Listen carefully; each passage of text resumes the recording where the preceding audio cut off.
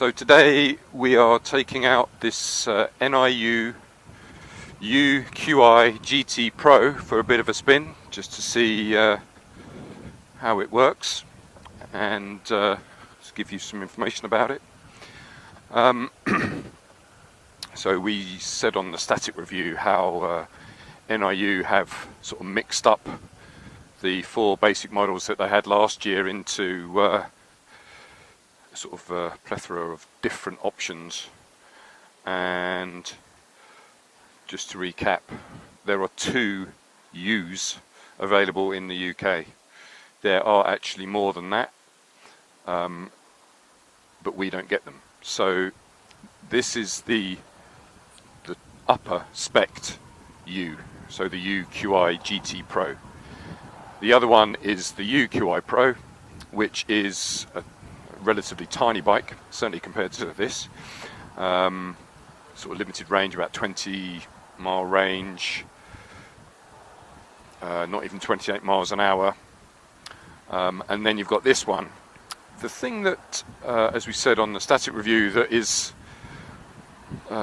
confusing maybe about this bike is where it sits. So the U's traditionally were the bottom of the range.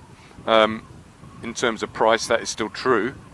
But this one has sort of, as I said, mixed things up a bit because, as I mentioned before, the seat height on this bike is the tallest seat height of all of the Niu bikes, every one, including the UQiGT S Pro. It's 84 centimeters, whereas the one beneath this, the UQi Pro, is the lowest. So I'm 6'1", and when I sit on this seat, I can put my feet flat on the floor. But you know, it wouldn't take probably someone of about 5'5" maybe to have a little trouble doing that. So it is a little bit strange. And part of the reason that how they've made it taller is that they put 14-inch wheels on it. Again, the only other bike that has 14-inch wheels in the UK, because outside of the UK you can get the NQi with 14-inch wheels, but over here they've decided not to have them. But over here, the only other bikes that do 14-inch wheels are the NQiGT Pro or Sport. So they've taken basically the smallest bike and put the big wheels on it, 14-inch wheels, actually made a new frame. It's a bigger frame, and you get this bike. So I can't say I understand it, to be perfectly frank, but anyway, that's what they've chosen to do. So if you are tall or very tall, so 6'4", 5", or, 190, 2 meters, something like that, this might be the option for you, assuming that you only want a bike that goes 28 miles an hour. So that is the first thing. Some other specs are, it's a 1200 watt motor. So the other thing that's a little bit interesting about this bike is how close in some respects it is to the MQi Plus Sport, which is 250 pounds more. They've actually put on both of these bikes a 1200 watt motor, but according to the spec, this one has a higher continuous power of 1500 watts. So we talked about this before. So there's the motor's power that's written on the motor. That is the minimum. So if you ever want to check for a like for like comparison, look on the actual hub motor and it tells you the wattage. That is its minimum power, or base power, let's say. Then you have this continuous power, which is, when they run it for 30 minutes, what is the sort of average power they get out of it. And on this bike it is 1500 watts. On the MQi Plus Sport, which is more expensive, it is 1400 watts. So again, some interesting configurations that they're putting on these bikes. The ranges are also a little bit interesting. If you look on the website, it says 95 kilometers, which is over 60 miles. That is probably in mode 1. As we've said before, some of these bikes have low modes that are really, I wouldn't say pointless, but you might never use them. So for example, on this bike there is a mode 1 and mode 2 only, and mode 1 is 16 miles an hour. Mode 2 is obviously 28 because it's a class, a moped category bike, so it only does 28 maximum. Another little interesting thing is that if you look down at the dashboard, it actually has a space for mode 3, but it doesn't actually ever go into mode 3. So this is sort of redundant little slot on your dashboard, which again, I'm not sure why they did that. Okay, so it's lithium ion, as you'd expect. It's got a 42 volt 48 amp hour battery. Again, that's the same as the MQi Plus Sport.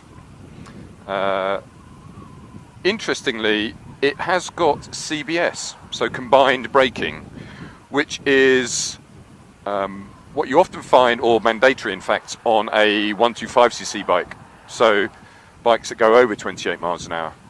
Whereas they've actually got this on this bike, which is obviously a good thing. They are packing a lot into this bike for the price. For example, they have got ventilated discs front and back. Again, for this price bracket, to have CBS, they've got regen,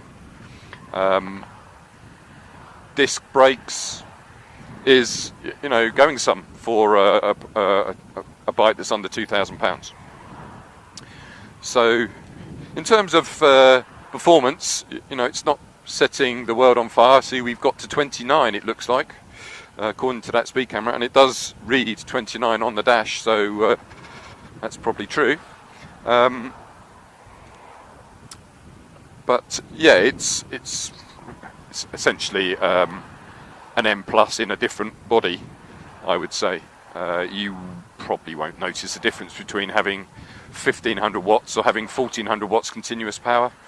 You know, that is, what's that, a seventh of a horsepower, 14% of a horsepower more. You won't notice that difference. So, but you know, as with all of these electric bikes, certainly with hub motors, they're very easy to ride, twist and go. It's got all the other standard features of a new bike. It's got the app. Interestingly, it does have a key, but that is only to really set the steering lock. So in other words, this, as you see, there's no key in it. I've started it from the key fob by pressing the central button, the red button in the middle of the key fob. I can even do that from my phone. But the key is just to either open the battery compartment or to set the steering lock. Okay, you don't need it to ride a bike, but that is, again, that is not particularly unusual. Super Socko, you can start their newer bikes with the key fob as well. So what you might have noticed there is the indicator self-cancelling, so it still has that feature where you can just turn, and as long as the turn is over 60%, it will cancel the indicators. Haven't actually tried it, but I assume that you can change the noise of the indicators, the bing bong that you get when you do the indicator sound, which some people are hating and some people find it quite helpful, because obviously these bikes are riding silently, so you know, people could step out in front of you, although I have a feeling these days with everyone walking around with headphones, that isn't going to make a lot of difference whether you're silent or not. This bike does have a seat. It does say it can carry two. This seat is relatively small. The main seat, the one that I'm sitting on, it's 37 centimeters, which isn't the greatest. But then there's a little pad behind which makes it for two people. And I guess that is a difference between the UQi. The UQi is not a two-seater. It is single-seater. They do have a rear tray. I mean, in theory, you could put the seat pad on it, but it's so small that I really doubt you would ever do that for real. This bike is fairly basic in terms of what you get. So I'll show you the footrests when I get a chance. They are literally smaller than my shoes. So I'm not sure that is a good thing. Super Socko, for example, even though they do make a sort of narrow bike like this, they do actually provide footrests, sort of like outriggers, which you can get if you wanted to have more space for your feet. But anyway, that's the way it is. No storage at all, although you do get the mobile phone USB port, but no storage. So there are accessories on this bike like baskets and things like that. They've sort of lifted that from the UQi. You probably could get a proper top box on this. Again, I'm not sure the importer has brought all of that stuff in, but we can always look into that.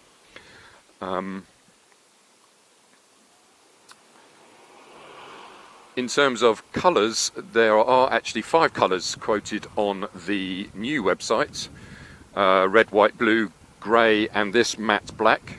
I'm not a great fan of matte colours, to be honest, but it's cool looking, I guess. And the only thing to add is that they aren't bringing in the grey. So for those of you who wanted grey, unfortunately that isn't an option. Yeah, it's you know, in terms of riding, it's very simple. I'm pretty high, again, because of the seat height of 84 centimeters. It sort of forces you upright. No windshield like you get on the M or the N and NGT series. Pretty basic, but does what it says on the tin. If you're in a city, so you know, if you're inside the ULEZ zone in London and you just want something to nip around on, I can't vouch that 95 kilometer or 60 mile range is achievable, but you'll certainly get, I would say, 40 to 50 out of it. The charging time is you know, pretty standard, again, 7 and 9 hours from flat. You have to remember that when you ride these bikes, that eventually you'll get to a stage when the bike BMS system will kick in and say, I'm going to limp you home, rather than you know, go full speed. So it does reduce the speed to 10 miles an hour when you're under like 20%. So there is that to be aware of. But as you see, you know, again, doing 29, probably shouldn't be. Slow down a bit. It's cruising along happily. I guess the only thing to say that if you were going to be using this in all weathers, you probably would almost certainly want some sort of skirt, a Tucano or something, because you will be going full force into the wind. So that's something else to remember. But other than that, yeah, for its price, for what you get, you know, you get disc brakes, a proper alarm, you get the app, you get CBS, regen. For all of that, for £2,000, it will certainly find its place, and especially if you're tall, or especially not if you're short. Right, so if you have any questions, feel free to contact us at hello@greenmopeds.com, We obviously have lots of reviews on our YouTube channel along with this one, and thanks very much.